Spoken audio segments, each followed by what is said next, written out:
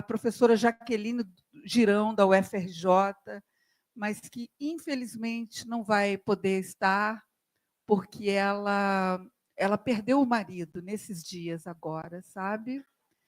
E ela disse assim ainda para mim: Lé, se você quiser substituir, me substitui. Eu falei: não, nós não vamos substituir. Se você puder, você aparece. Se você não puder, a gente está junto com você. Mas aí ontem eu recebi um telefonema de um companheiro muito querido, meu, da Unirio, da Jaqueline, que disse: você quer que eu vá? Eu falei: quero, venha. Esse é o Celso Sanches, nosso parceiro de departamento do programa de pós-graduação também. O Celso é do GEASUR, ele trabalha, estuda educação ambiental de base comunitária. Bem-vindo, Celso. Obrigada. Fala, quer falar? Então, a Márcia, que está aqui também, né? A Márcia Ramos. A Márcia é uma parceira também de muitos dos encontros que a gente faz. A Márcia é uma liderança do Movimento dos Trabalhadores Sem Terra, tem uma parceria antiga com a gente, com a história do Sem Terrinha. A gente tenta acompanhar, mas sempre fica aquém, né, Márcia? Obrigada. E tem também a Ellen. Cadê a Ellen? A Ellen é da Universidade Federal de São Paulo, e ela é do grupo Laroyer, e veio de São Paulo com o grupo dela, para ver o grupo todo. Ela foi lá para o Recreio dos Bandeirantes, está longe. Obrigada, Ellen. Muito obrigada, então. Então, eu acho que é sobre esse tema aí da gente, infâncias em contexto de emergência planetária, né? Que foi o tema da gente nesses 2 dias. Foi muito bacana fazer, mas foi muito difícil. A gente teve muito problema de transmissão, mas a gente resistiu e aconteceu muita coisa bonita, muita dificuldade também, mas foi muitos trabalhos bonitos, né? Nós trouxemos gente de fora do Brasil, gente de muitos espaços, do campo da medicina, da geografia, da engenharia, de produção, da história, da filosofia. E, enfim, aqui também tem gente de escolas do Rio de Janeiro, de escolas de outras cidades aqui próximas. A gente tem gente que veio de São Paulo, tem gente... Daqui a pouquinho eu vou lembrar de todo mundo, aí eu vou falar, senão eu tenho medo de acabar não me referindo a todas as pessoas. Mas queria agradecer muito a presença, né? E dizer, então, que a gente começa, né? E como é que a gente começa mesmo, Frederica? Quem gostaria de... Bom, eu queria dizer, né, gente, que esse colóquio ele é um esforço, ele significa isso, né?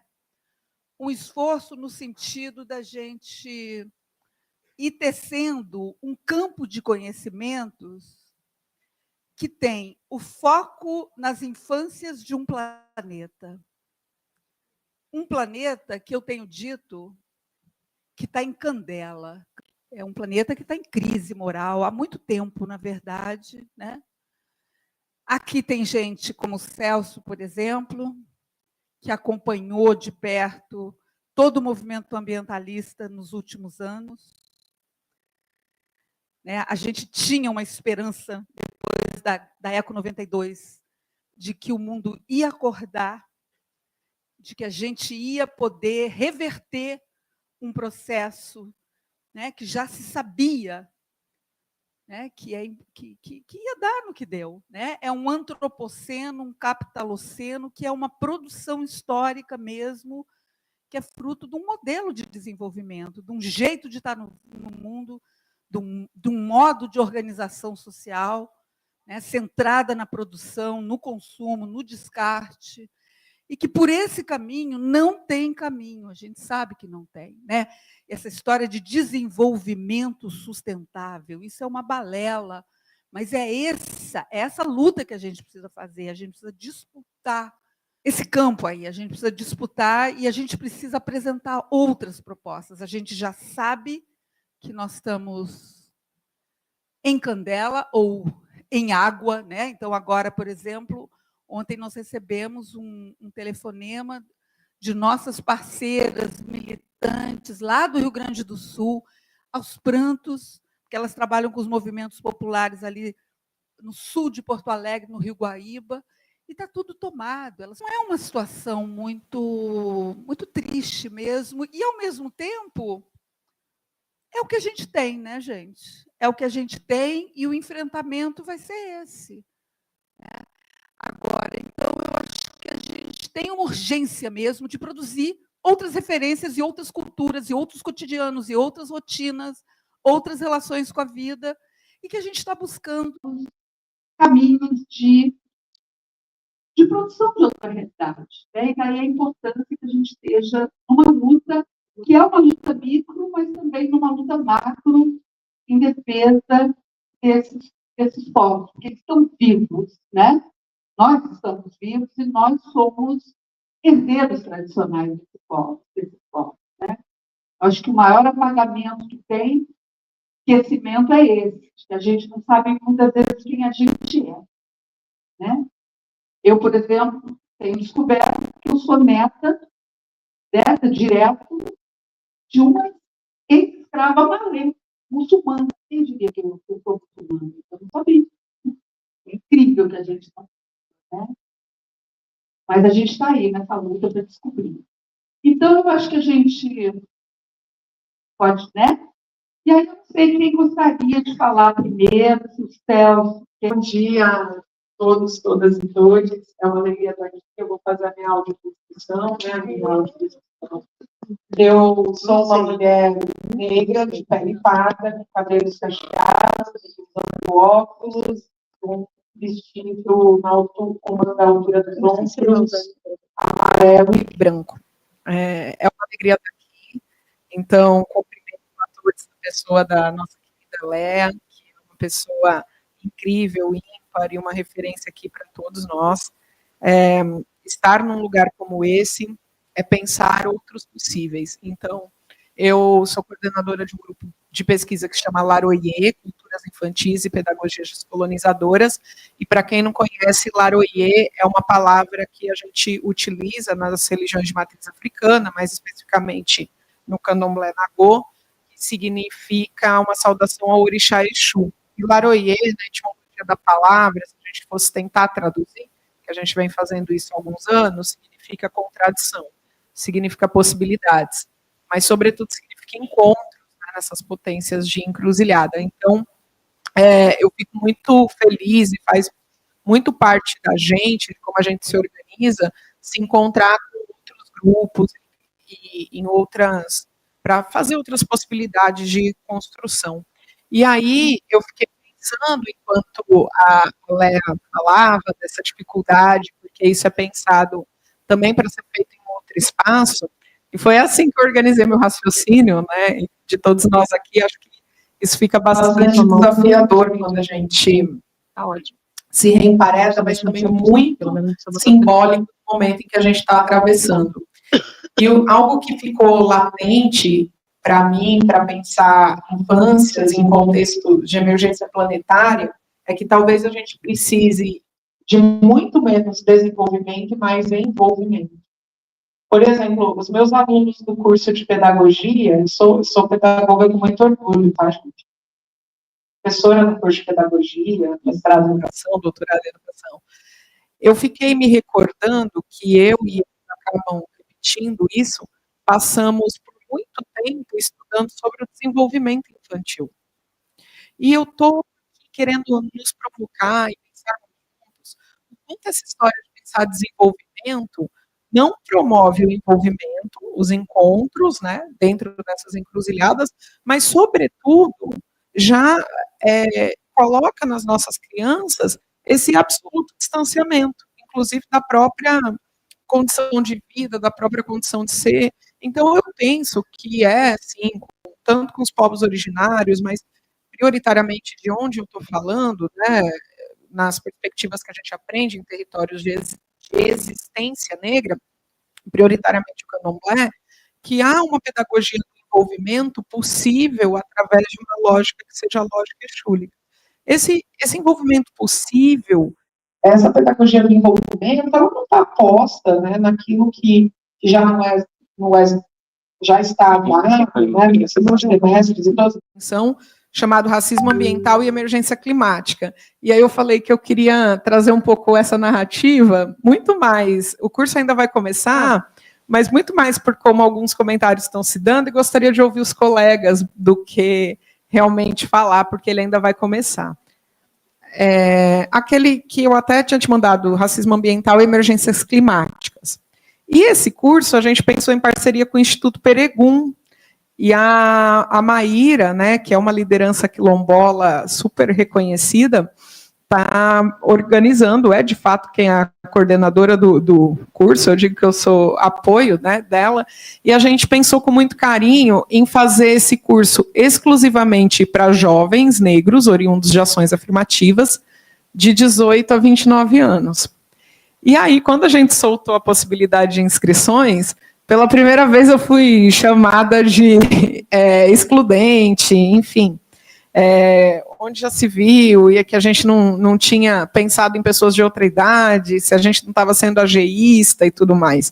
Só que a nossa possibilidade, a nossa metodologia, e obviamente a gente permaneceu assim, porque a gente é um curso inicial e ainda não tem vagas para todo mundo, é de possibilitar que os jovens negros que estão nessas situações de emergência climática, de diferentes biomas do país, conversem conosco, encontrem possibilidades juntas. Então, é um curso que está sendo feito por professores e diferentes lideranças, né? Inclusive a Nilma Bentes, que é uma liderança muito querida nessa área, é uma das pessoas que vai abrir o curso. Justamente porque a gente quer ouvir os jovens. E algumas pesquisas que a gente tem avançado, os alunos oriundos das ações afirmativas têm dito que se sentem intimidados de se expressar, de falar quando tem pessoas com mais conhecimento. Então, houve uma metodologia pensada, mas quando você lança, as perspectivas das pessoas estão tão enviesadas por essa ideia do desenvolvimento, e isso veio, né? Poxa, você não está possibilitando, professora, vocês reivindicam a universidade, a Unifesp, a todos, vocês não estão possibilitando o nosso desenvolvimento. E aí, a partir daí, eu comecei a pensar um pouco mais essa perspectiva do envolvimento.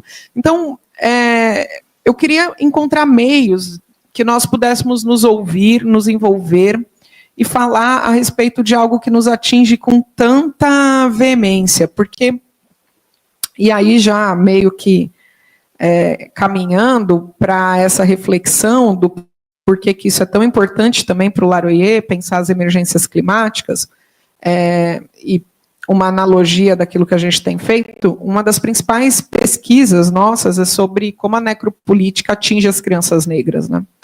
E como essas coisas vão sendo atravessadas pelo racismo. Então, a discussão de emergência climática não é possível sem a discussão, né, emergência planetária de uma forma geral, sem a discussão do racismo, e algo nos denota de quão pouca importância, às vezes, a gente dá para situações que são as situações de vida, né? Eu fiz com a professora Estela Caputo, que também é uma parceira, teve com vocês uma reflexão, e pensei de, concluindo, né, e caminhando para o final da minha fala um pouco com ela, que acho que vocês se lembram, e é muito simbólico falar aqui nessa cidade sobre isso, no Brasil, mas especialmente aqui, que quando o Vini Júnior sofreu um ataque racista, o Cristo Redentor ficou apagado por 1 hora, né, em homenagem a ele, em uma espécie de solidariedade. E é muito interessante que em um país onde a gente tem cunhado esse conceito também, professor Sidney Nogueira e eu, cujo cristianismo é compulsório, e a forma também de pensar essa perspectiva influi muito sobre a nossa relação distanciada, a nossa falta de envolvimento com a vida, né, com a natureza, que eu gostaria de fazer aqui com os colegas também, é como que a gente pode pensar essas pedagogias de envolvimento sem deixar de considerar tudo isso que vem acontecendo, pensar elas a partir de uma perspectiva de vida, e quando o papel da universidade é exatamente esse, nesse com o Gitaca e os demais parceiros, pensando outras possibilidades. Então, é um pouco essas reflexões que eu vinha trazendo para essa nossa roda, para esse nosso envolvimento, e agradecer mais uma vez a oportunidade de estar aqui com vocês. Obrigada.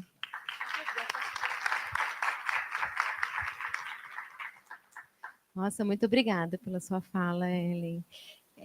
A gente vai contar um pouquinho de como por que a gente fez essa mesa, né, aqui presencial para a gente estar, porque a gente queria escutar esses professores que estão aqui. A Ellen trouxe, então, um pouquinho, né, desse racismo ambiental, né, de como a gente pode pensar isso e trabalhando isso, e é um pouco que vem passando pelo nosso colóquio, né? A gente estava fazendo o tempo todo um convite para a gente pensar numa educação fora da grade, né? Que considere o ser humano como um todo integrado, que não se resume à cognição do ser humano, do envolvimento, né? Ele é um ser humano que é corpo, que é sentimento, que é emoção, que é cultura, que é arte, que é expressão, que é ritos, né? Que são ritos, e mantém uma relação de interdependência com a natureza, com a comunidade, com o planeta. Então, isso a gente veio falando nesses 2 dias, para nos conectarmos com nós mesmos, com a nossa humanidade, é preciso uma conexão com a natureza. Somos seres naturais, somos seres biofílicos, somos seres afetados por tudo que é vivo.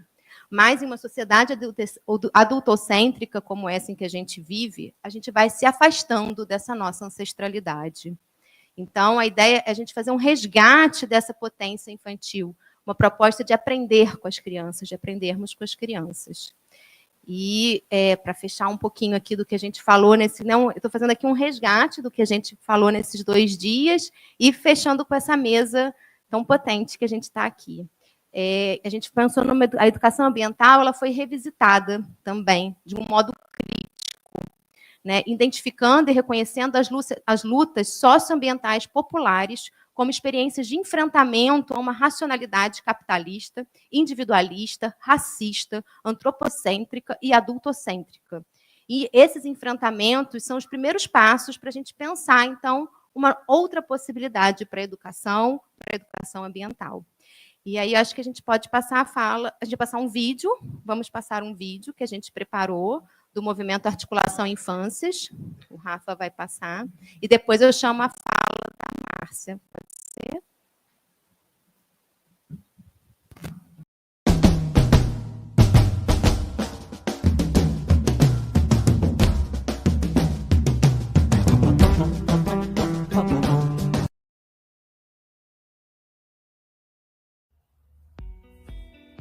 Como assim? Falar de ensino remoto? Volta às aulas? Em plena pandemia? No Brasil? Quando deveríamos estar falando de como vamos sobreviver, como vamos proteger as crianças, como vamos reconstruir o mundo, nossas vidas, nossos vínculos. Como estão as pessoas que estão perdendo seus entes? Quais as raízes da crise e da pandemia? Não podemos normalizar a Covid-19, a morte de mais de 50 mil pessoas brasileiras e a dor das famílias. Não podemos normalizar o modo predatório de exploração da natureza, nem a privatização da água. Sem água e sem terra, não há vida. Não é normal. Não pode haver um novo normal que não se posicione a favor da vida e, portanto, contra a economia capitalista. A educação tem que suspender o calendário escolar e cuidar da vida. Precisamos nos perguntar: qual é a luta das crianças brasileiras em plena pandemia do século XXI? É a luta pela vida, É a luta de classes que coloca as crianças em um momento sensível em relação à sobrevivência. Está na realidade de agora, assim como está registrado na história. Liberdade mata? Liberdade aprisiona? Quais são e onde estão as lutas das crianças? As mães, os pais, as avós, os avós, os irmãos, as irmãs, as tias, os tios, os primos, as primas. São trabalhadores e trabalhadoras. A criança não sobrevive sozinha. O ser humano só vive em sociedade. Portanto, as lutas das crianças também são as lutas da classe trabalhadora. A luta de classes. Pois a história não acaba e o capitalismo não acabou. Ao contrário, intensificou as formas de exploração da natureza, do trabalho das pessoas. É preciso política para a vida, ciência para a vida, educação para a vida. É preciso acabar com o capitalismo, porque o capitalismo é anti-vida. Ler, ouvir, pensar, dialogar sobre as infâncias me faz ter muito o que dizer, mas não sei por onde começar. A arte me ajuda a canalizar meu ímpeto de luta, de desejo de mudança. Um dos temas que me tocam é a representação da infância, a estética enquanto capacidade humana sensível e criativa. Quais as lutas das crianças? Rio de Janeiro, 27 de junho de 2020.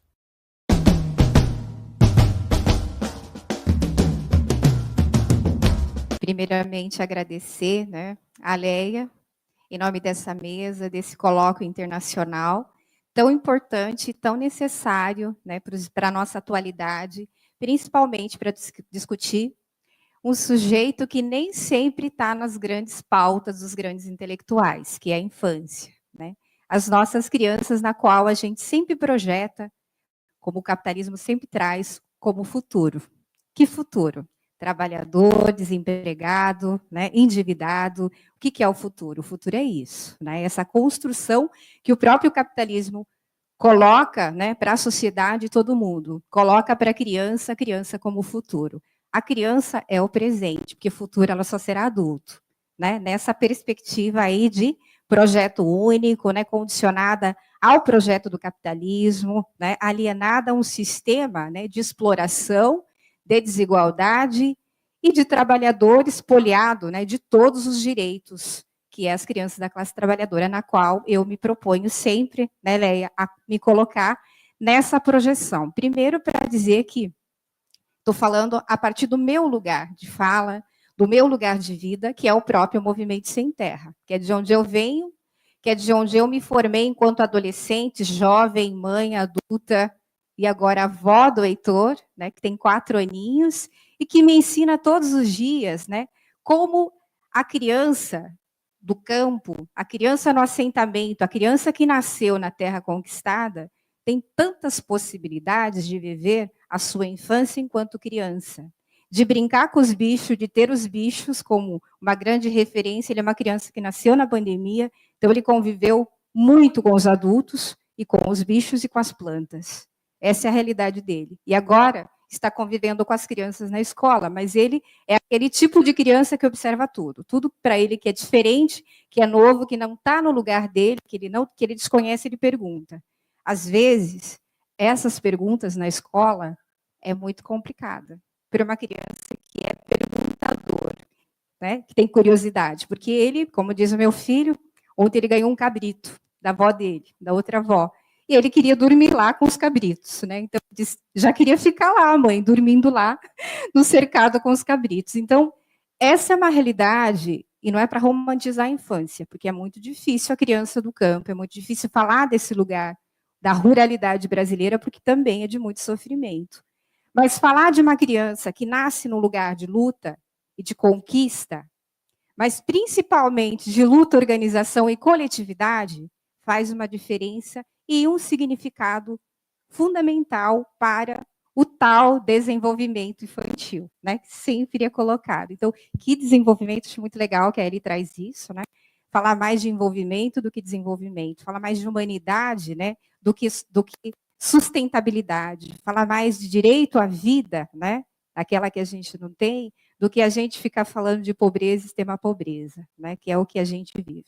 Mas eu queria agradecer, dizer, eu sou Márcia Ramos, mais conhecida como Marcinha, né? Quando me chamam de Márcia Ramos, meu Deus, eu fico até assustada, porque de fato é esse outro lugar em que eu ocupo enquanto Márcia, pesquisadora, militante, intelectual, mas que tudo educadora popular, né? Então, eu queria deixar isso registrado como uma forma também de resistência, porque ser educador popular, no contexto que a gente vive, é também resistência, né? É também enfrentamento.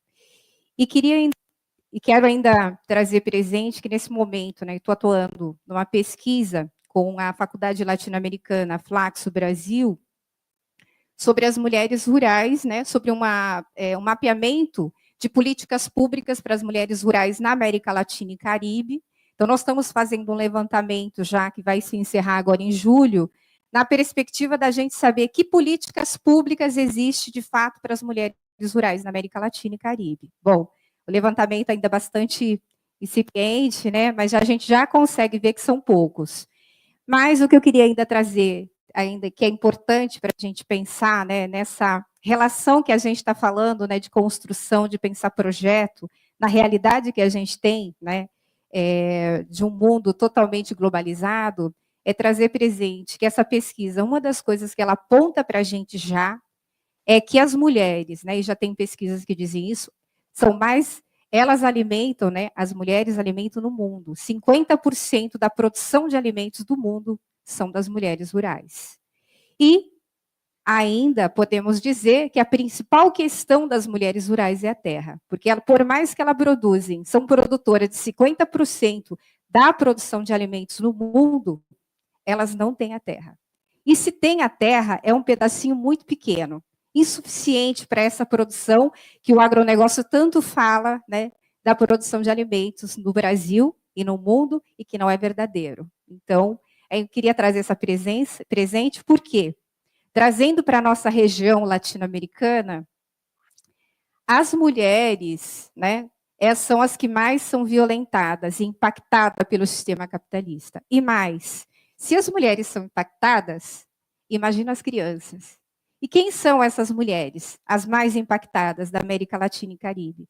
As mulheres afro-latino-americanas e as mulheres indígenas. E onde elas estão? No meio rural. Então, isso já tem pesquisas dadas, né, pela Oxfam, pela ONU e outras instituições que já vêm pesquisando, vêm trazendo esses dados e que não precisamos, não estamos inventando, é real. E considerando ainda, né, que para muitos a África é o lugar de maior desigualdade, trazemos para a nossa região que já desde 2009 a própria Oxfam e a ONU apresenta que a maior desigualdade regional está na América Latina. Somos nós, os mais desiguais, e não enxergamos a nossa pobreza. Buscamos a pobreza no outro, enxergamos a pobreza do outro, mas não falamos do nosso lugar, do nosso território, né? Que é a nossa América Latina, tão sofrida, né?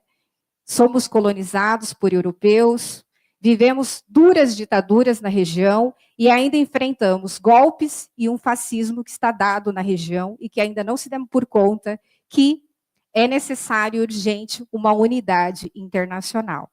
Queria, então, trazer 3 focos, né, de conversas aqui para a gente poder pensar. Queria trazer, então, nesse primeiro momento, essa expectativa da América Latina, né, das crianças especialmente latino-americana, que convive nessa situação de desigualdade, pobreza, extrema pobreza, que está dada, mas que essa pobreza a gente sabe que tem endereço, que tem cor e que tem raça, a gente sabe disso. Então, como que a gente pode pensar nesse lugar, né, de desigualdade, de pobreza, a partir de uma luta, a partir de processos de organização, de unidade e coletividade, pensando que o projeto de sociedade também tem que ser construído com as crianças, né? Então, esse projeto vale para nós.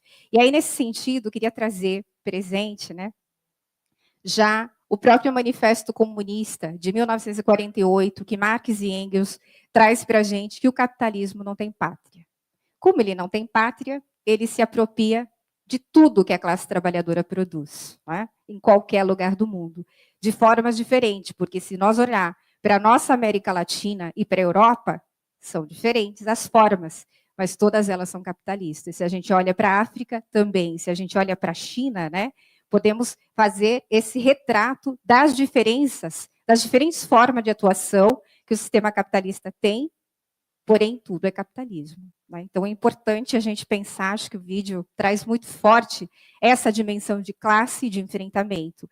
E não é à toa que o Manifesto Comunista vai conclamar para todos nós e para o mundo, né, trabalhadores e trabalhadoras do mundo, univos. Então, esse é o chamado para a gente pensar também e não perder, principalmente, a nossa dimensão de classe, né? Nessa dimensão de classe, existe gênero, raça, LGBT, existe um conjunto de diversidade que não pode ser fragmentado ou separado. Todos são lutas importantes, pautas fundamentais que modificam a realidade quando nós enxergamos enquanto coletivo dentro dessa classe social que somos nós, a classe trabalhadora.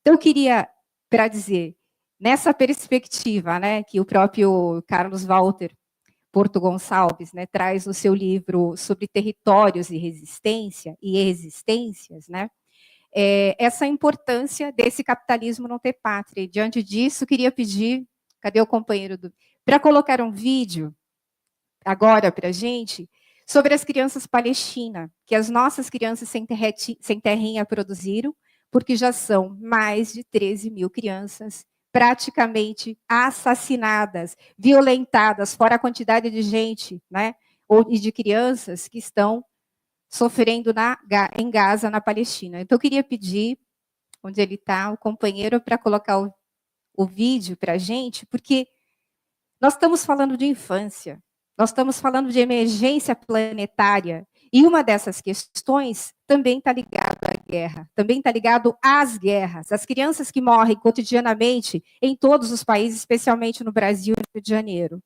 Mas queria trazer, principalmente, nesse momento, as crianças palestinas.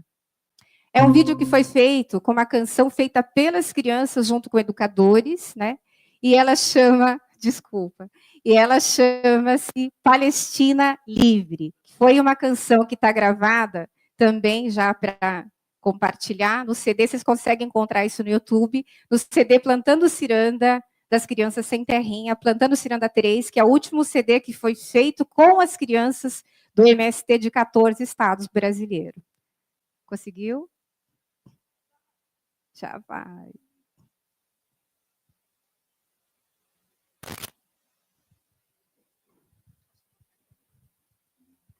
Atrapalha se eu ficar aqui?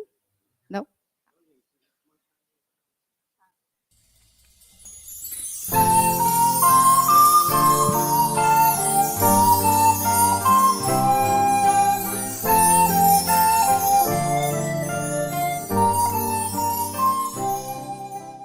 Tô um pouquinho nervosa, mas pode soltar, DJ.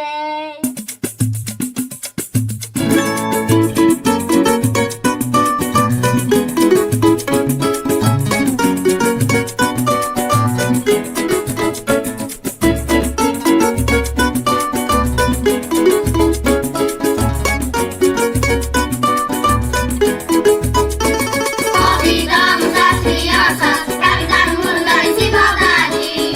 É o sem terrinha, cantando e ocupando com a sua ginga.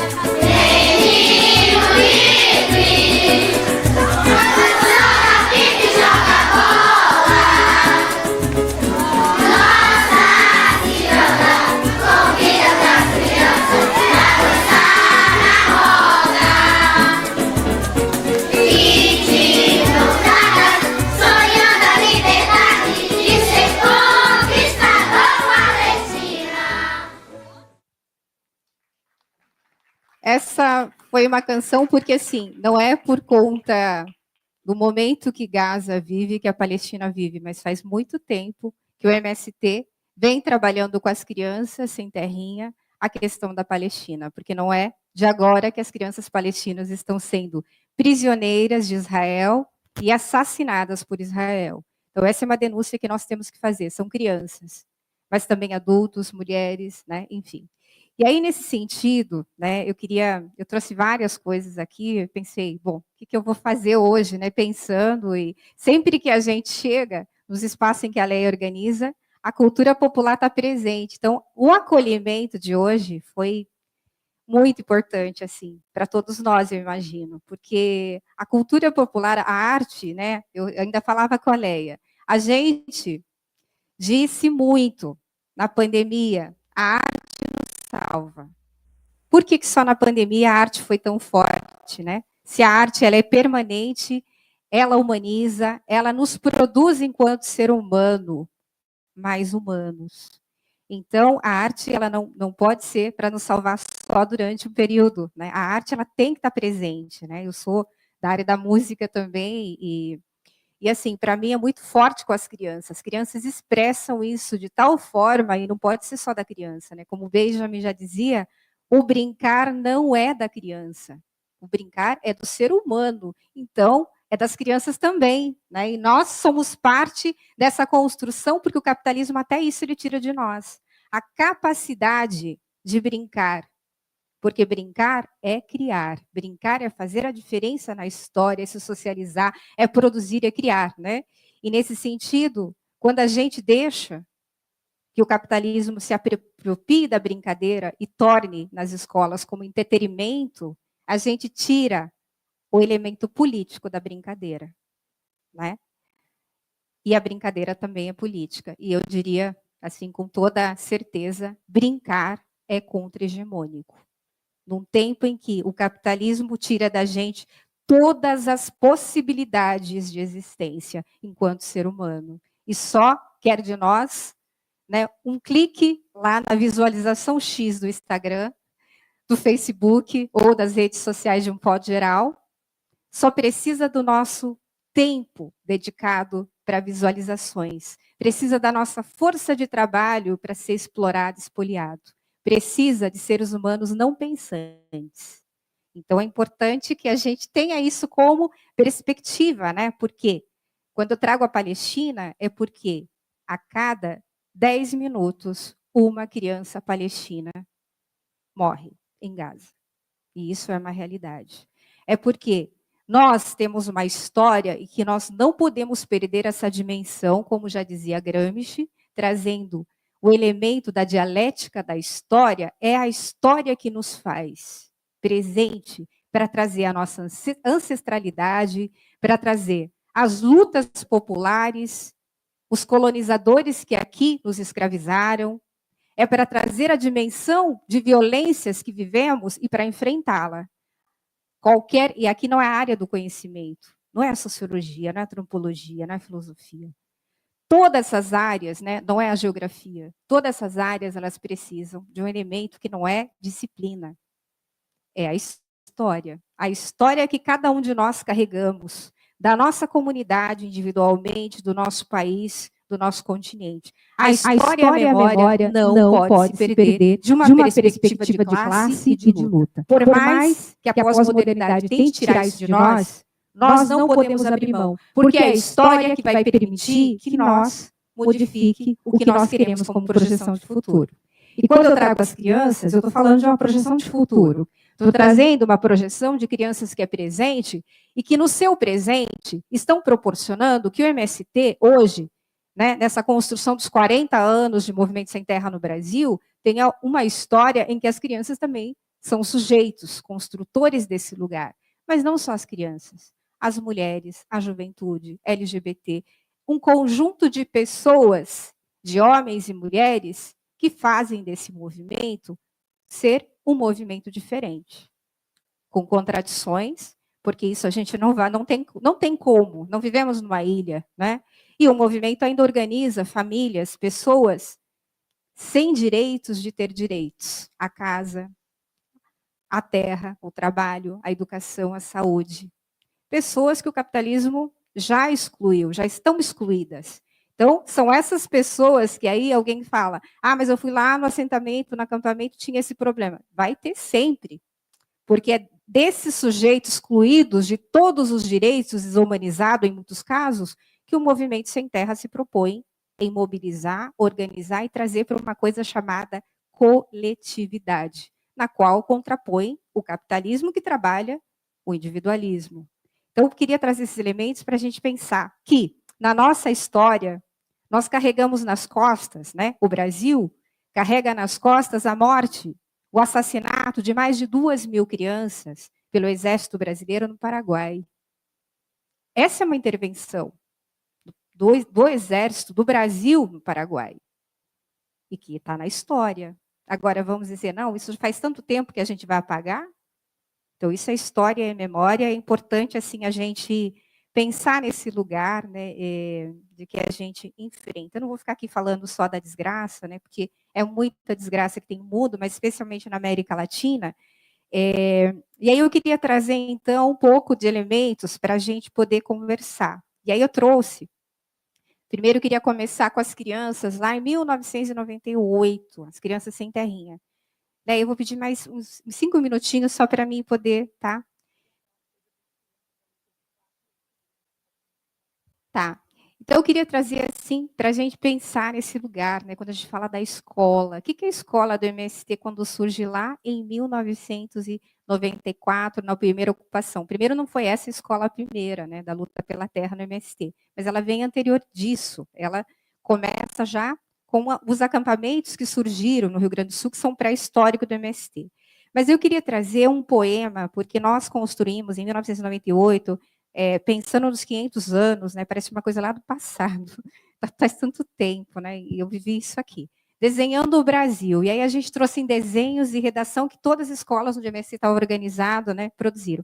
Aqui está, então, uma poesia, uma redação da Gleiciane, do Espírito Santo, naquele período tinha 10 anos, era do 4º ano, e ela escreveu: o Brasil que queremos. O nosso Brasil hoje, aí depois eu pergunto, tem alguma diferença, mudou alguma coisa? Só para a gente pensar. É uma criança de 10 anos escrevendo na escola, né? O nosso Brasil hoje não está nada bem. Tem muitas pessoas desempregadas, criança passando fome pelas ruas, família morando embaixo das pontes, porque não tem onde morar e nem o que comer. Muitas pessoas analfabetas, principalmente na zona rural. Na nossa região não chove há muito tempo. Os nossos pais estão preocupados com a seca, porque não estão produzindo nada. Não tem feijão, não tem arroz, que eram os alimentos que mais produzíamos. A preocupação é maior porque o governo não ajuda as pessoas que estão sofrendo com a seca. Até nosso café não está mais aguentando, porque os rios estão secando. E como a irrigação é pequena, não está dando para molhar bem molhado. Sabemos que não é fácil resolver este problema da seca, mas o governo poderia ajudar de alguma maneira. Queremos um Brasil diferente, onde todos os brasileiros possam ter um emprego e salário justo, educação e escolas de qualidade para todos, segurança para todos os menores abandonados e toda a população. Queremos mesmo é que todos os brasileiros possam ter casa para morar, comida para comer, roupa para vestir, que a saúde seja para todos e não apenas para quem tem dinheiro, que o governo faça uma reforma agrária de verdade e não de mentirinha, como sempre fez, e que dê também condições ao homem do campo para conseguir viver na terra. Queremos um país melhor. E aí? O que vocês acham? Né? Bom, estamos falando de 1998. Trazendo para agora, né, recente, aí compartilhando aqui com vocês Cartas de Afeto e Aprendizado, uma relação de educador e educadores, que é um livro que saiu agora, recebi ontem, chegou ontem para mim, que são cartas que a professora lá do Rio Grande do Sul, Isabela Camini, trocou com os professores e com as crianças de uma escola. Então, aqui tem várias coisas que as crianças vão colocando, inclusive que querem serem escritoras também. Então, a gente vai reafirmando isso, que elas já são escritoras, e elas jamais imaginariam que as cartas delas trocadas estariam no livro, né, que hoje a gente pode publicar. Mas ainda queria trazer, né, porque aí A redação vai trazer sobre o feijão, sobre o arroz, sobre o café, sobre a produção. Quanto tempo leva para a produção de um feijão? Vocês sabem? De um arroz? São alimentos básicos da nossa mesa. Da onde vem esse feijão? Quem produziu? E olha que está escasso, cada vez mais escassa a produção de arroz e feijão, embora o MST seja o maior produtor de arroz orgânico da América Latina, está escassa a produção de arroz também, né? E do café, a gente tem o café aqui do lado, né? Mas eu queria trazer um outro ainda, Leia, para a gente falar de coisas bonitas e das possibilidades que a gente tem. Esse livro chamado Sementes. Esse é um livro que foi, para nós, uma homenagem, e agora a gente também homenageia. Escrito por Carlos Rodrigues Brandão, para as nossas crianças sem terrinha. E aí eu queria trazer trechos dele, porque assim, eu acho que ele é tão importante para nós, para a gente pensar o tempo das coisas, a produção, porque nós estamos falando de um outro lugar que nós queremos projetar, porque essa emergência planetária, ela precisa disso. Ela precisa de gente comprometida, ela precisa de projeto, e ela precisa ser enxergada que ainda não está. Por mais que a gente tenha trocentos ministérios criados agora, a gente precisa de ministérios com dinheiro. Não pode ser ministério só para divulgar teorias, concepções. A gente precisa de mudança real na prática. A reforma agrária, nada ainda. Né? Então, a gente precisa de concretude. Aí, o Carlos Rodrigues, né, Brandão, vai dizer para a gente, para as nossas crianças, né, um jardim de todos. Eu não vou ler todo, eu vou ler um pedaço. Né? E ele diz assim, vocês não acham espantoso ver algumas pessoas lutando tanto para serem donas disso ou daquilo e varando a vida preocupada só em acumular ouro, dinheiro, terras e outras coisas, quando o que existe à nossa volta de mais verdadeiro e de mais maravilhoso está simplesmente aí e de graça? As águas, o mar, os rios, riachos, as montanhas, o céu estrelado, as nuvens e a mãe-chuva. E quantos e tantos outros bens da vida, né, estão aí disponíveis para a gente.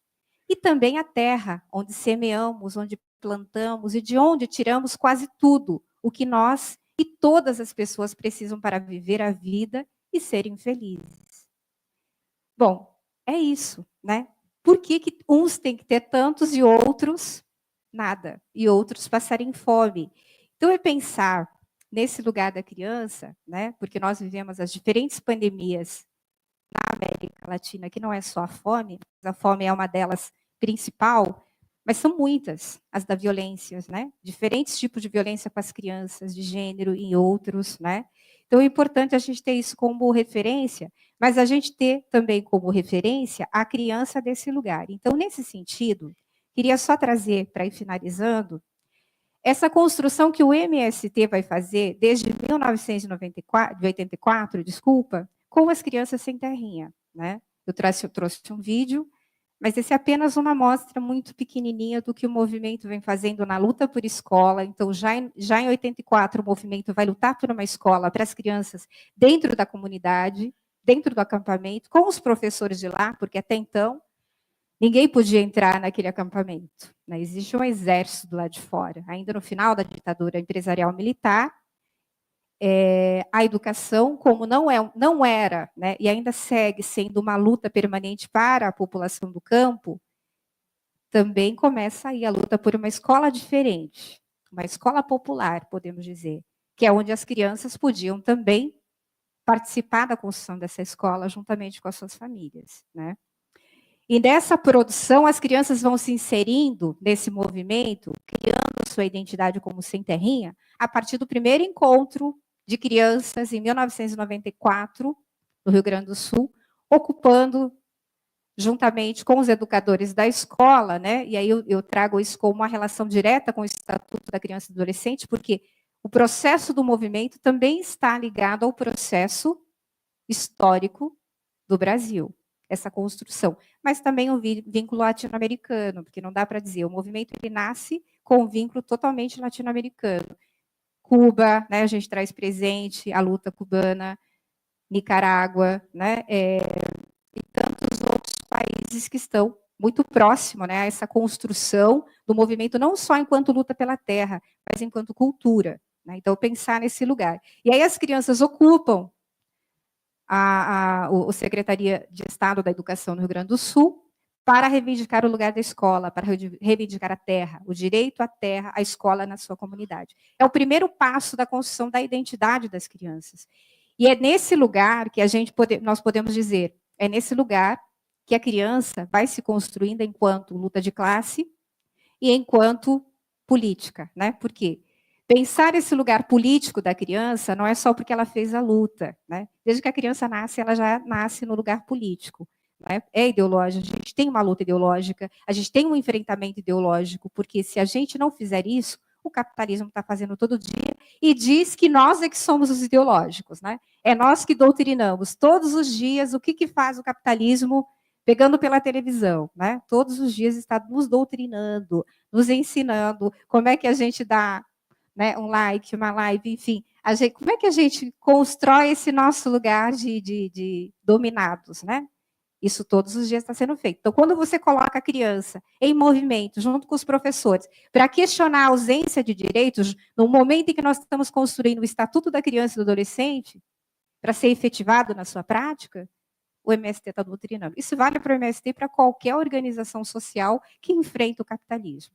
Então, ou seja, a luta, sim, é política. A educação, sim, tem que ser política, porque se não for política, a gente não consegue fazer a diferença e a gente não consegue fazer o nosso lugar. E trazendo Paulo Freire presente, né, a educação libertadora, né, de pensar esse lugar da autonomia, da liberdade, sem luta, né, não é possível. Então, é os oprimidos pensando o seu lugar de resistência e de enfrentamento contra os opressores, numa perspectiva muito de classe, né? Então, não dá para a gente separar esse lugar. Então, é desse lugar que vai sendo construída uma identidade política, né? Eu diria que o Sem Terrinha, ele se tornou uma identidade política. Então, ele não é simplesmente um movimento de crianças criado no MST. Porque, senão, nós teríamos um movimento de mulheres, um movimento LGBT, um movimento antirracista dentro do MST. É o contrário, nós temos um movimento que engloba todo esse conjunto de pessoas e de organizações dentro que compõem o MST. Esse é o diferencial que eu queria chamar a atenção. Porque senão nós vamos fragmentar e vamos nos disputar dentro do movimento, não é isso. Eu cheguei ontem de São Paulo, nós estamos no processo de organização do 7º Congresso Nacional do MST, e esse 7º congresso ele será o maior congresso do MST em Brasília, com 20 mil pessoas. Dessas 20 mil, 2 mil serão crianças. Essa é a nossa meta. Estava aqui conversando com as companheiras, com o companheiro lá no fundo, estava dizendo, olha, eu pensando, isso é uma loucura, mas é uma loucura que a gente sempre faz, são 2 mil crianças, por quê? Pensar que 2 mil crianças vai nos dar muito trabalho, porque são uma semana, então as crianças não se conhecem, os educadores vão se conhecer lá, porque a gente participou agora de uma formação com 40 educadores de todo o Brasil, para voltar para os estados e fazer formação com esses 600, que tem que estar no dia 15 de julho em Brasília, para receber 2 mil crianças. Não é nada fácil. Os últimos 2 congressos, o 5º e o 6º, eu estive na coordenação da Ciranda. No 5º congresso, nós tivemos 1.000 crianças de 0 a 12 anos. Aí eu dizia, meu Deus, o que vamos fazer lá? 300 era só bebês. Imagina 300 bebês chorando ao mesmo tempo. Eu não sei como que a gente deu conta, mas a gente deu conta. No 6º congresso, nós tivemos 700 crianças. E nesse congresso, um pequeno congresso das crianças, né, com 300 educadores, nós fizemos pela primeira vez a ocupação no Ministério da Educação, para denunciar o descaso com as crianças do campo.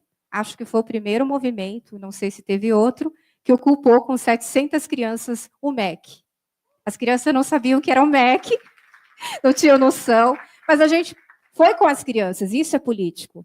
E isso é proporcionar que as crianças da classe trabalhadora se encontrem, se enxerguem no seu lugar de classe. Porque o capitalismo só vai projetar para alienação e para exploração. Mas nós queremos que as nossas crianças do campo e também da cidade se reconheçam no seu lugar e aprenda desde criança que precisa lutar para ter outra possibilidade de futuro enquanto adultos. Porque, ao contrário, nós não sabemos. E ainda para dizer, e fechando essa construção que a gente vai tendo, né, eu diria que nós temos 3 instrumentos políticos que foi construído ao longo dos 40 anos de MST, que uma é a escola, uma escola popular, uma escola política, uma escola do campo, que tem um projeto educativo. O segundo instrumento são as mobilizações infantis, que virou cultura no MST, e todo ano a gente realiza mobilizações infantis com as crianças, e elas aprendem ali a reconhecer primeiro o seu lugar, do seu território. O que falta? Falta um monte de coisa.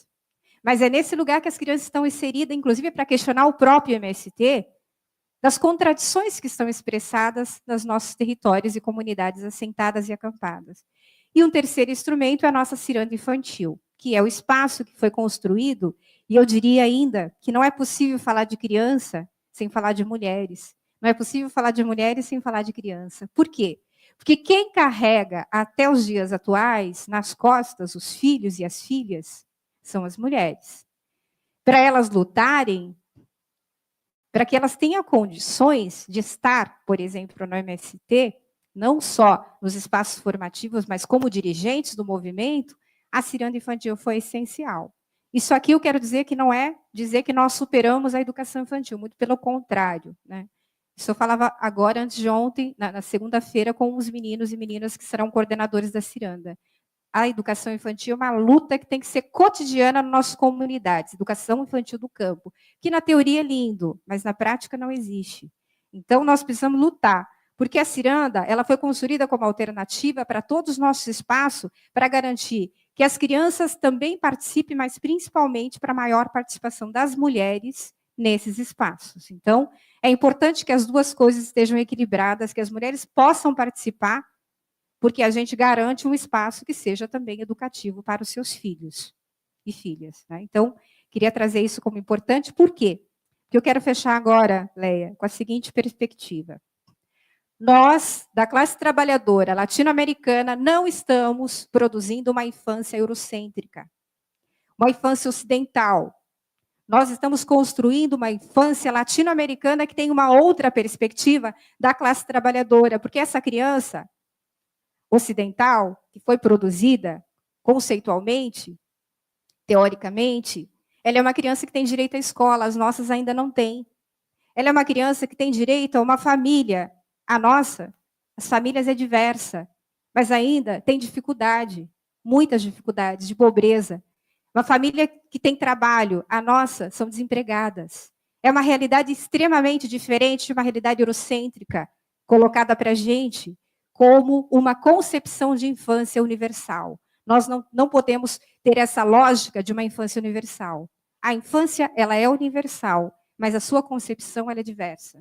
E essa diversidade, nessa construção, ela sim, a classe trabalhadora não tem outra perspectiva de infância se não for através da luta, através de uma construção coletiva para pensar esse lugar da infância, através da organização e da luta, elas são extremamente fundamentais. Então, a infância do MST ela vem se construindo numa outra perspectiva de infância, de uma infância, sim, latino-americana, de uma infância que tem vínculo, né, com as nossas condições reais, com a diversidade indígena, afro-brasileiro, e europeia também, porque é essa realidade que nos faz ser diverso e que nos faz compreender que no Brasil nós temos praticamente 5 regiões e que cada região tem a sua particularidade e diversidade. Então, primeiramente, esse respeito, esse cuidado que a gente tem que ter na nossa construção, e tem que ser de nós. Tem que partir de nós essa construção latino-americana, de uma infância que luta e que é lutadora, de uma infância que brinca, que sorri, que a gente diz que para lutar, sorrir e ser feliz, né, que para a criança brincar, sorrir e ser feliz, ela precisa lutar, como diz a música do Sem Terrinha aqui do Rio de Janeiro.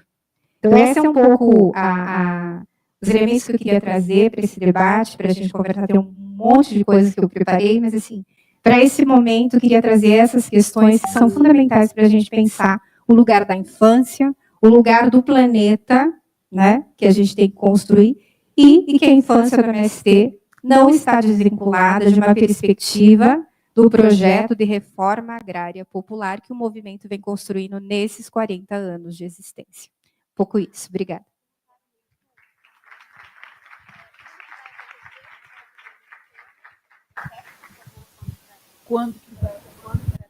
Então, o 7º Congresso do MST é uma atividade interna, né, de 20 mil pessoas, de todo o Brasil. Ele vai acontecer no dia 15 a 19 de julho, lá em Brasília. Nós estamos nesse movimento agora de organização. Desculpa, eu não falei claramente sobre isso, mas será uma grande cidade, né, da reforma agrária em Brasília, com feira, palcos culturais, enfim, um conjunto de coisas. A gente já tem confirmado para esse congresso mais de 600 pessoas internacionais, com mais de 60 países, né, confirmados já para esse evento, porque, de fato, é um grande encontro formativo também para a nossa base social, mas, antes de tudo, é para reafirmar o nosso projeto de reforma agrária popular no Brasil, enquanto projeto de agricultura brasileira.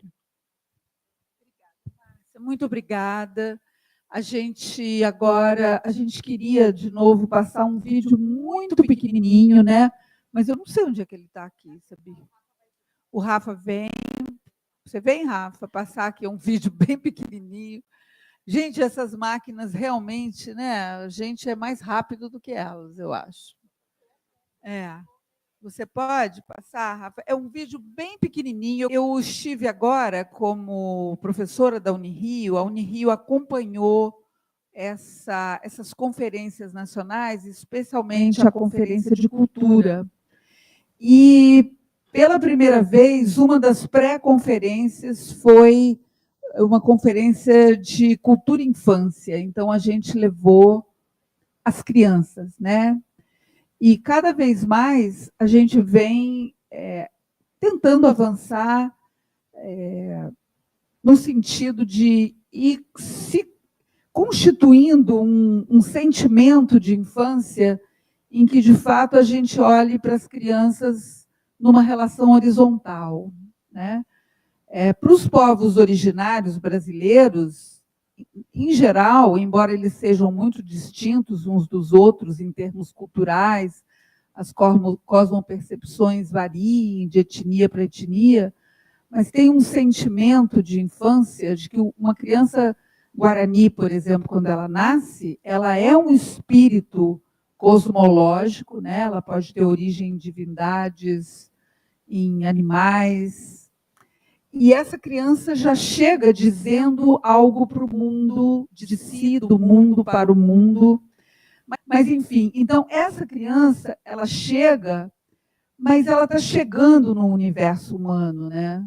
Então, ela está em trânsito de outros domínios cósmicos para chegar a se constituir como humana. E, para ela se constituir como humana, ela tem que gostar do lugar onde ela vive, né? Ela precisa ser bem recebida pelos humanos. Daí, essa relação horizontal, essa relação de escuta, que não é a marca dos sentimentos adultos na cultura ocidental. Então, a necessidade da gente aprender com esses povos, porque, independente das nossas crenças, eu posso não acreditar que essa criança vem de outros domínios cósmicos, animais, divinos, não importa. Mas, com certeza, para que as crianças permaneçam próximas de nós, é preciso que a gente trate muito bem as crianças, né? E aí a gente tem essa sociedade hoje que está aí, os dados, os números mostrando cada vez um número imenso de crianças que estão se automutilando, crianças que estão caminhando para a obesidade, para a depressão, né? Então, a necessidade da gente aprender outras maneiras de lidar com as crianças e de ouvir as crianças e trazer as crianças, porque, de fato, elas têm essa capacidade de formular, de dizer do mundo, de intervir nas políticas públicas. E agora a gente está começando a conquistar que as crianças tenham espaço dentro dos conselhos de cultura, né, dos conselhos de meio ambiente, nas áreas, por exemplo, lá do Delta do Parnaíba, as crianças começando a participar. E a gente tem, então, aqui um vídeo feito por uma professora também chamada Rita da Silva, antropóloga ela é, e ela tem um pequeno vídeo que a gente queria passar aqui para vocês. Eu acho que uma cidade ou um mundo melhor, vamos por cidade, né? Que se for um mundo já vai demorar 1 hora. Teria bastante ar fresco, tudo isso, bastante natureza para todo mundo. Um lugar que fosse confortável, que todos pudessem brincar com todo mundo, que não tivesse assim, né, tantas regras. Seria bom se tivesse diversidade para todo mundo, não ter nenhum preconceito. No lugar antes que eu morava, mal tinha espaço para brincar. Agora a gente tem muito espaço para brincar. Eu sinto que deu muitas mudanças na minha vida, que eu sinto uma pessoa nova.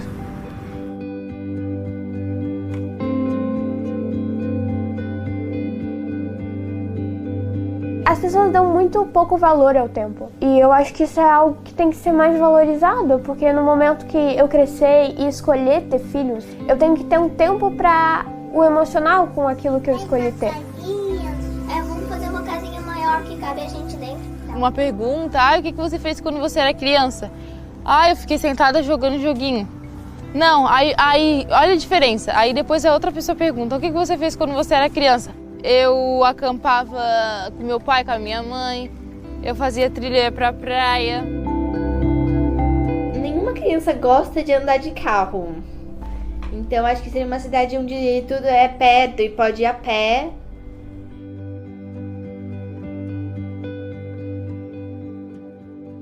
Eu sempre tive o hiperfoco nos animais. Eu sempre adorei muito eles, muito. E cada vez que a gente expande a cidade, a gente vai se invadindo cada vez mais o espaço dos animais selvagens. Eles destruíram mais de metade da Mata Atlântica. A Amazônia já não é a mesma que de um século atrás. A natureza do Brasil pede socorro.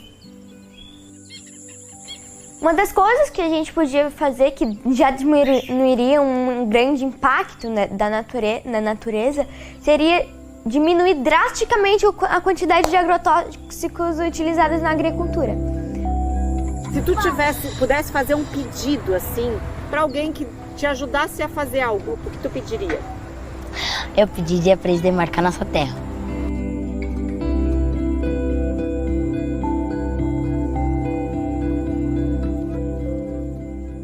Eu acho que as crianças, elas não têm esse pensamento de eu quero construir prédios para ganhar dinheiro. Elas não têm esse pensamento de dinheiro é o que importa. A criança pensa em outras coisas.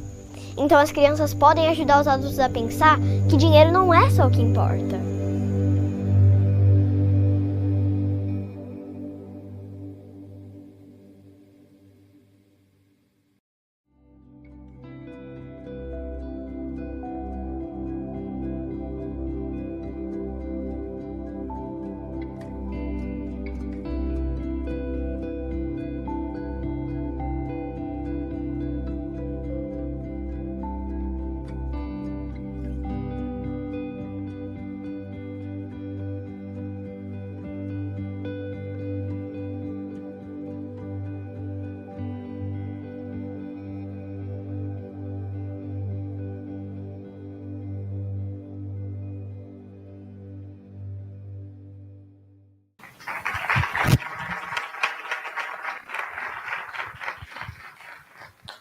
Então, antes de passar a fala para o Celso, né, a gente quer agradecer o apoio institucional do CNPq, agradecer o financiamento da FAPERJ, que são os recursos que a gente tem para conseguir organizar um evento como esse, agradecer a equipe de Libras que está aqui acompanhando a gente, o programa de pós-graduação da Unirio, os grupos de pesquisa parceiros que construíram todo esse evento com a gente. É um evento coletivo construído por muitas mãos. No site a gente indica todos os parceiros que estiveram junto com a gente, estão junto com a gente, são secretarias de educação, movimentos sociais, ONGs, escolas. Então, a gente quer lembrar que a gente está aqui representando muitos fazeres, com muitas mãos, artesanalmente construindo esse evento para todos nós. Acho que é isso, né? Faltou alguém? No site. De fato, são muitos parceiros, né? E estão todos lá no site. Quem sabe daqui a pouco a gente abre e consegue ler todos, né? Então, a gente queria agora passar a palavra para o Celso, nosso querido Celso, que vem fechar aqui com a gente. Bom, muito bom dia. Eu vou começar pela audiodescrição que pediram, né? Eu sou um homem branco, estou com o cabelo preso, estou usando uma blusa rosa, estou sentado aqui. Parte da minha audiodescrição dizer que o meu nome é Celso Sanches, eu sou filho de mãe nicaragüense, neto de uma migrante de Honduras, bisneto da dona Francisca, que veio de El Salvador, e trisneto da dona Pachila, que também veio da Nicarágua, e assim como minha mãe, eu sou fruto de mulheres que migraram pela América Central, por isso, na minha audiodescrição, é importante que eu diga que eu tenho uma cara de centro-americano, de narcos, talvez, e aqui no Rio de Janeiro, cria do Andaraí com muito orgulho, e eu quero falar um pouco desse lugar de cria do Andaraí, com muito orgulho, que é pensar as infâncias comunitárias.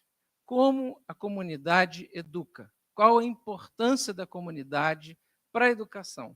E isso que tem me movido mais recentemente aqui na Unirio. Eu sou o vice-coordenador da pós-graduação, o vice-coordenador do doutorado. A gente acumula um monte de funções, não ganha mais por isso, e essas funções são cargos, né, que o objetivo deles é fazer reuniões e mais reuniões, e a decisão da reunião é organizar a próxima reunião. Enfim, infelizmente a gente não está em greve por isso, né? A greve marcaram uma reunião para decidir como é que seria a reunião da greve, e a gente acabou que nessa reunião não conseguiu se reunir para decidir o que a gente devia fazer na única reunião que faltou, que foi com o Ministério do Planejamento, para ele nos ouvir dizer que a gente precisa de infraestrutura, porque a universidade tem que ser popular. E como dizia Che Guevara, ou ela se pinta de povo, ou o povo vai invadir a universidade, vai pintar ela com as cores que ele quiser.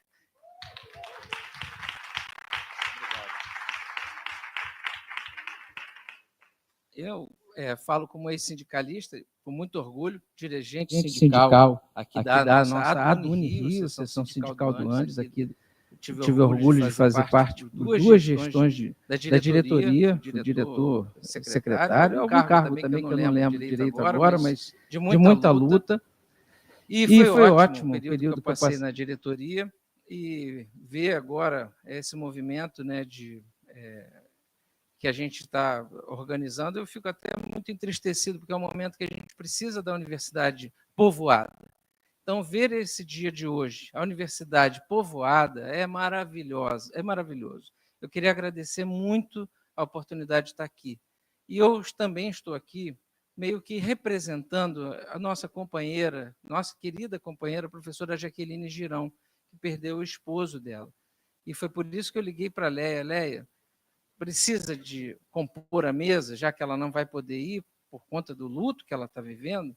Aí ela falou, vem, Celso. Então, eu estou aqui também para estar em ato de solidariedade à companheira Jaqueline Girão, que eu queria muito recomendar que vocês lessem, conhecessem os trabalhos dela, procurassem se informar sobre quem é essa professora querida, companheira da luta, professora Jaqueline Girão. Bom, e aqui na Unirio, eu coordeno o GEASUR, que eu queria convidar vocês a conhecer, que é o Grupo de Estudos em Educação Ambiental Desde el Sur. Tem esse nome, claro que é para homenagear minha mãe, minha avó, minha bisavó, minha trisavó, América Latina, Abya Yala, que eu prefiro chamar Abya Yala do que América Latina, porque a América Latina segue sendo uma homenagem a Américo Vespucci, um ladrão. ou um safado, um picareta, e latina para dizer ainda desse segundo roubo, que é essa violência absurda, que é essa língua, o português. E como dizia Lélia Gonzalez, precisa ser pretuguês. E se a gente desenvolver a escuta para ouvir o pretuguês, talvez a gente encontre os caminhos para a comunidade. Eu estou interessado nisso, por isso criei também aqui no GEASUR. Convido vocês aí a seguir, acompanhar a gente, @gea.sur, esse momento de redes sociais que a gente tem feito publicar lá os artigos que a gente escreve, divulgar as coisas que a gente vem fazendo, e entre elas, a mais importante, é o Observatório da Educação Ambiental de Base Comunitária. O Observatório da Educação Ambiental de Base Comunitária tem como objetivo levantar as experiências de educação ambiental que já acontecem, não é que eu vou fazer na comunidade, nas periferias, no assentamento rural, numa comunidade periférica, numa favela, num quilombo, numa aldeia indígena. É a que eu vou encontrar lá.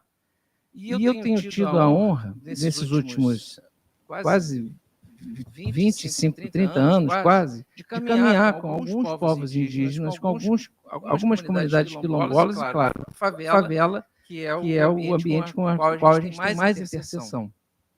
São inúmeros exemplos, gente, inúmeros exemplos. Por exemplo, acabaram de descobrir, e vão fazer até um evento, eu quero divulgar para vocês depois pela página da Leia, que lá no Borel, por exemplo, a dona Ana Márcia organizou a lavanderia comunitária. Já que o rio Maracanã, que passa ali no pé do Morro do Borel, estava poluído, e o ato de lavar roupa era absolutamente necessário para a vida cotidiana das pessoas. Então, o Borel desenvolveu esse processo comunitário de uma lavanderia comunitária. Nesse lugar, as mulheres reunidas ali, e eu queria aproveitar, saudar as companheiras aqui da mesa, dizer que é uma honra estar com vocês e ouvi-las, né, por essa perspectiva afropindorâmica que nos une, né, e dizer que a luta das mulheres pela terra, ela é muito confluente, até para falar aqui, lembrar o nosso Nego Bispo, eu já vou falar um pouquinho dele também, meu amigo querido, que nos deixou esse ano, mas segue conosco muito. Nos deixou desse plano, mas segue aqui mais vivo do que muitos vivos que estão aí, que na verdade são mais mortos-vivos do que vivos, né? Ou então olho vivo, né? Do que a gente está vendo como Zema, como essa gente que Eduardo Leite, como essa gente que acha que chuva mata a gente, né? Essa gente que acha que minerar, ferir a terra é um ato que pode ficar inconsequente, e está aí as consequências, né? Visíveis, previsíveis e invisíveis, que levam a gente a pensar o racismo ambiental, as desigualdades distributivas dos danos ambientais sobre as diferentes populações. E pensar o que aconteceu lá em Rio Grande do Sul, e em Minas Gerais, e em Santa Catarina, agora recentemente também, não nos obriga a entender a questão ambiental pelo seu viés racial. Hoje não dá para você discutir, por exemplo, despoluição do rio Maracanã ou da Baía de Guanabara sem incluir essas lavadeiras do Borel, sem incluir a lavanderia comunitária do Borel, sem incluir, por exemplo, as sociedades de água, que é um processo que acontece lá no Morro da Formiga, também na Tijuca. Há 80 anos a comunidade se organiza para coletar água da Floresta da Tijuca e garantir o acesso, abastecimento de água das casas, sobretudo as mais íngremes do Morro da Formiga. Gente como o Seu Barulho de Asa, Dona Anísia, que já não está mais nesse plano, mas segue conosco, deixaram essa mensagem de que era fundamental proteger a floresta, garantir a existência da floresta para garantir a existência da comunidade. Essa, inclusive, é a mensagem das 54 comunidades quilombolas conhecidas até o momento no Rio de Janeiro, só no estado do Rio de Janeiro. E possivelmente são 250 comunidades, como recentemente começou o processo de reconhecimento de que o Morro do Andaraí é um quilombo. toda aquela área ali da Divinéia, do Grajaú, tudo área quilombola. E isso é muito possível que tenha acontecido em outras das 1000 favelas que nós temos no Rio de Janeiro, terem sido processos de ocupação por remanescentes quilombolas. Em cada um desses lugares, como o Morro do Seis, como o Morro do Pinto, as áreas verdes são produzidas pela comunidade. Lá em Nova Aliança, Vila Kennedy, as áreas de lazer são as áreas feitas pela própria comunidade, que utilizaram plantas para demarcar onde se poderia jogar bola, onde poderia ser um melhor lugar para habitar. Criaram uma praça, criaram um teatro. Teatro Mário Lago, eu chamo vocês aí para irem lá, verem o processo artístico que está efervescente lá em Vila Kennedy. E isso acontece nas favelas do Rio de Janeiro de cabo a rabo. Ou seja, a gente tem nessas periferias urbanas, só do Rio de Janeiro, inúmeros processos de habitar a terra, com a terra, com a natureza.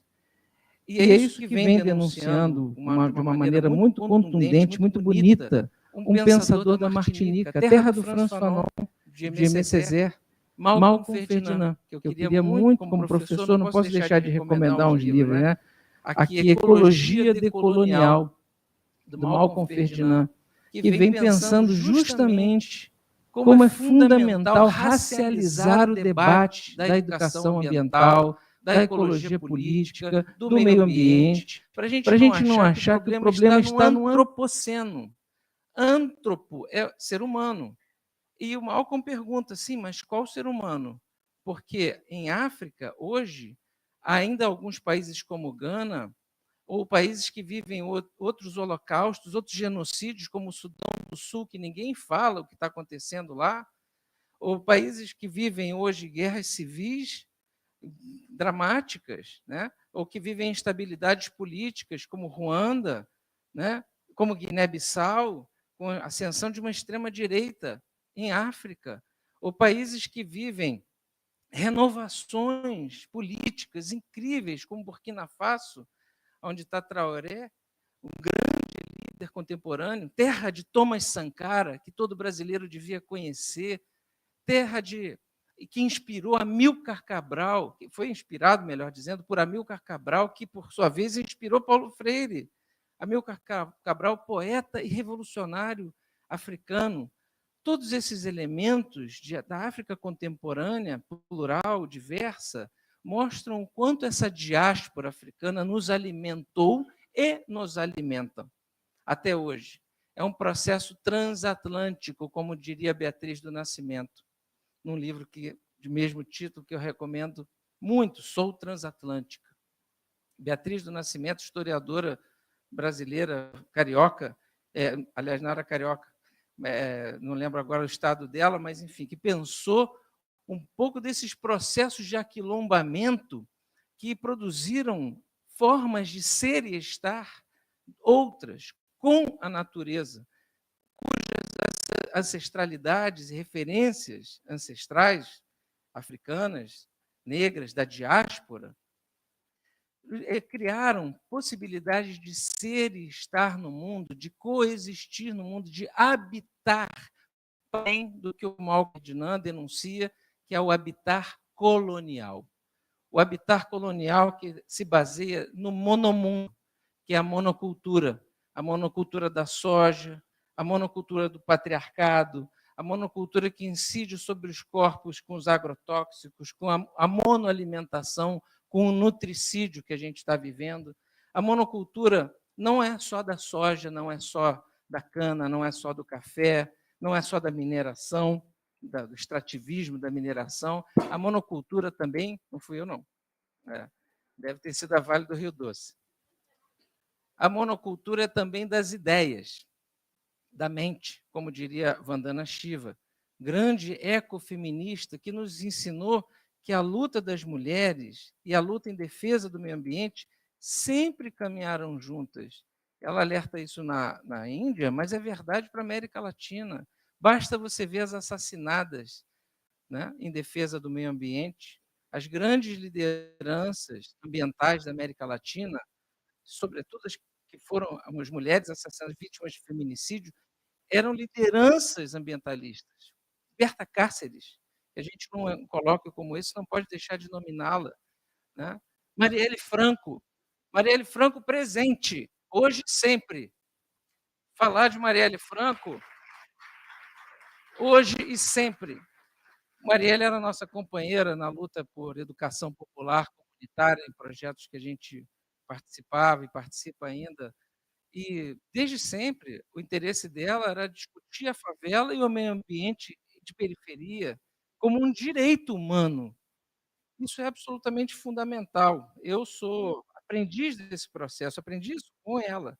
E trago aqui para pensar com vocês que as discussões socioambientais, da maneira como a gente vem fazendo, precisam ganhar essa estrutura, precisam ganhar essa musculatura, precisam ganhar esse debate racial, esse debate profundo de disputar, denunciar o habitar colonial e disputar esse habitar como uma outra forma de habitar o mundo possível, de uma outra forma de habitar o mundo possível.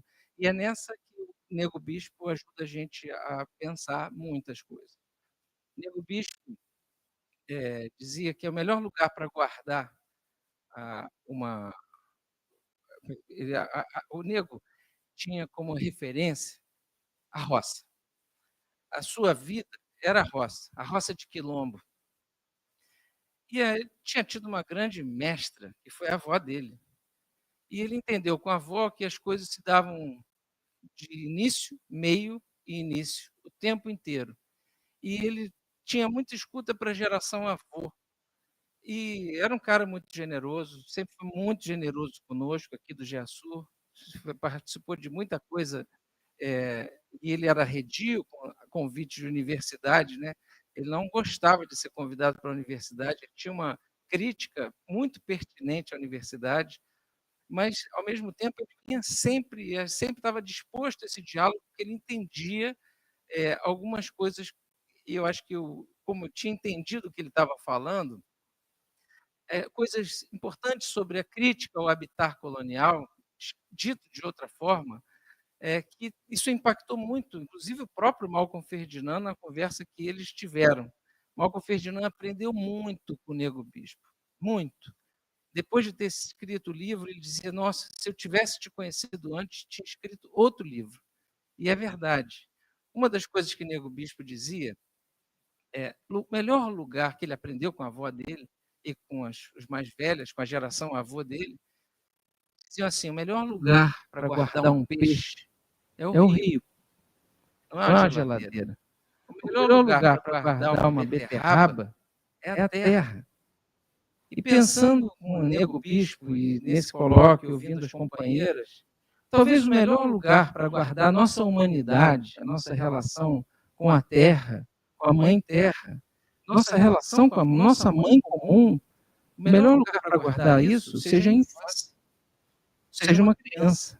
O radical da palavra criança, criar, eu pelo menos sei em português qual é o radical, mas para mim criança começa a criar com a criatividade, com a invenção, com a capacidade de imaginar outros mundos possíveis.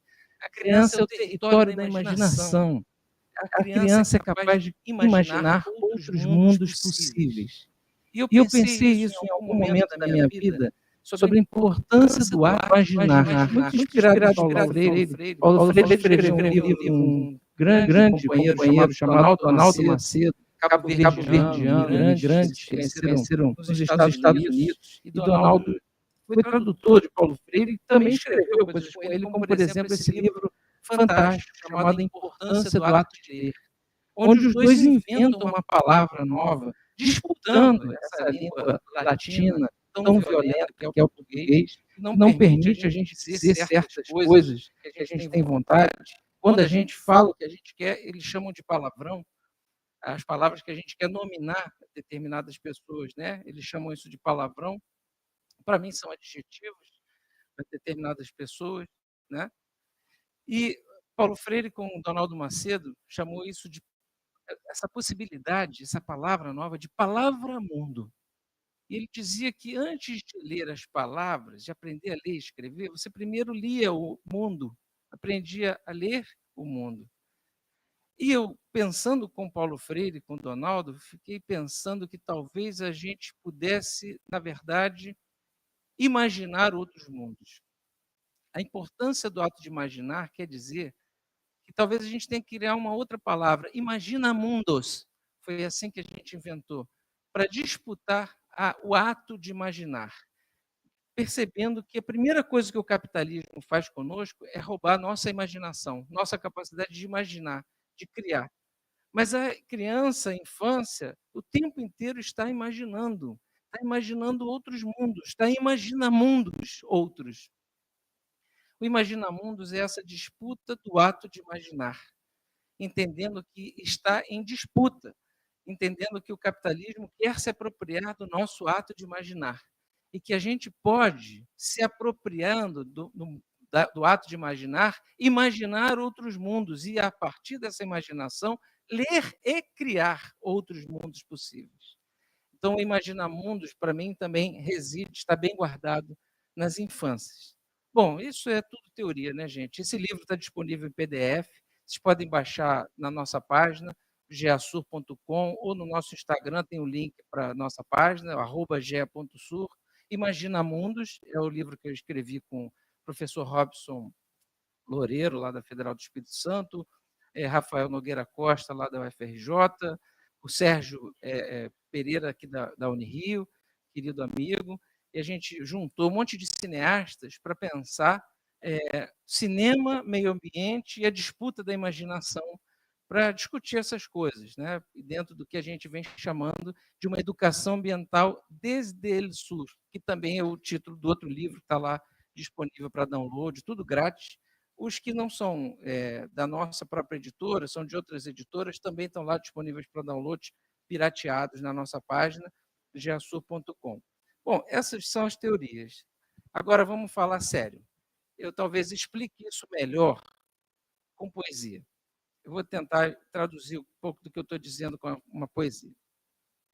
Vai renascer um novo tempo, um tempo novo, tempo amefricano, ladino, tempo de terra viva, Abya Yala, amefricano, afropindorâmico tempo, rasurado tempo, desde aqui, desde um rapaz sem dinheiro no bolso, sem parentes importantes, sem heranças materiais, insignificante, porém sem malditas caravelas, tempos latidos de mi coração.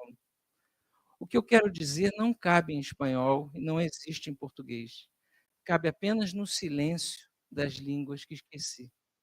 Habitar o mundo do lado de cá, abaixo do Equador, onde não há pecados nem testemunhas, é reivindicar cotidianamente o direito de existir. Eu sei, vocês não vão saber. É que eu também sou da América do Sul. Não sou daqui, não sou de lá, sou apenas isso. Me equiparre destas terras equidistantes. Em poucas palavras, solidariedade se escreve assim como se diz em qualquer idioma. É por aí que a gente tem que construir a possibilidade de um mundo solidário, fraterno, plural, e sem crianças isso não é possível. Porque o território da solidariedade, da humanidade, também são as crianças. Obrigado.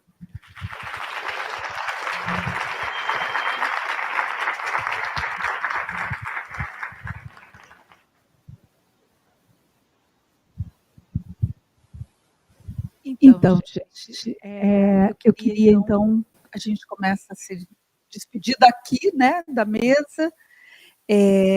Agora, para a parte da tarde, a gente vai ter a gente vai comer alguma coisa por aqui mesmo, né?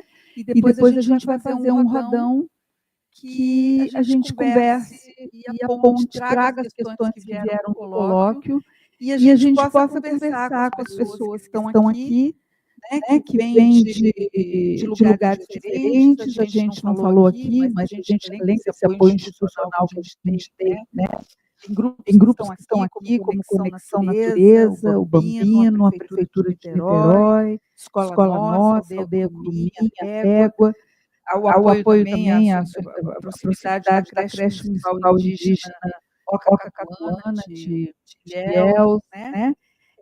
Floresta Educadora, uma Tuba, o Espaço Cria, o Espaço Pomar, o Instituto Alana, a Bendita, que é a Escola Quintal da Infância de Pedra do Guaratiba, o Coletivo de Educação Infantil de Niterói, o Simpro Rio, que é o Sindicato dos Profissionais da Educação da Rede Privada, a Fiocruz, um programa de pós-graduação, né, de biociências, o CEP, que também é o Sindicato Estadual, o Ateliê Floresta, as redes araucárias do Rio Grande do Sul, a REARD, que é a Rede de Educação Ambiental do Rio de Janeiro, os grupos de pesquisa do PAR, daqui do Rio, da Unirio, né, e não só da Unirio, o Laboreide de Santa Catarina, da Universidade Federal de Santa Catarina, o grupo de pesquisa CRIE da Universidade Federal de São Paulo, de São Carlos, né, o GECAF, que é o grupo de educação ambiental da FURG do Rio Grande do Sul, o Frestas, o GEASUR, o NUPEI também da Universidade Federal de Santa Catarina, o Observatório de Educação Ambiental de Base Comunitária, junto conosco, né, o NUCLEM, que é o Núcleo de Educação e Estudos da Infância, também da UFSCar, e o Centro de Estudos Interdisciplinares da Universidade de Coimbra, também conosco. Então, agradecer muito, né, dizer que a gente, uma divulgação, para eu ler uma divulgação que está no celular, no WhatsApp, da Indira, que é a Indira que faz aniversário hoje. Palmas para a Indira é de Brasília. O Colégio Pedro II. Nós somos poucos, mas nós somos muitos, tá vendo? O Grupo Laroê, eu não falei do Grupo Laroê, falei. E aí, a Olga Mittar também, né? Tá vendo? Olha. Nós somos poucos, mas a Gabriela Mistral, que está aqui também presente, a escola. E aí tem um bilhete aqui que é assim, vamos ajudar a Madre Tierra, que é uma ecocomunidade aprendente, verde aprendente, resistência criadora, uma ecocasa que trabalha com a linguagem do amor às infâncias, à natureza, mas que agora está inundada lá no Rio Grande do Sul. Toda contribuição é mais que bem-vinda e fundamental. A gente vai mandar depois, tá no site, né, lá do Fórum de Educação Infantil e o Movimento Interfórum de Educação Infantil do Brasil também, que está aqui presente. Ou seja, nós somos poucos, mas nós somos muito intensos, né? Tem muita energia, muitos valores. E a gente agradece muito. 1h05, a gente volta 2 horas, né? Hoje a gente tem um show da Madonna, a gente não pode sair muito tarde daqui, senão a gente não consegue nem chegar em casa, ok? Então, muito obrigada, um abraço, um beijo para todo mundo. E o Matias, que também está aqui do Chile, presente, é muito bem-vindo. E todos, bom, a gente vai continuar conversando, todo mundo. Muito obrigada.